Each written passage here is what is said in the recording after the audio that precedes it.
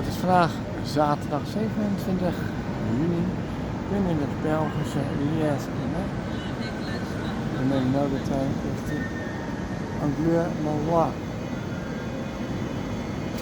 Ik ben onderweg naar Luxemburg. En dan krijg ik via de route Malois, Arlon, Arthus en dan SLZ Manzana. Het hotel in Voets. Dat blijft tot 1 januari. 2 januari moet ik werken.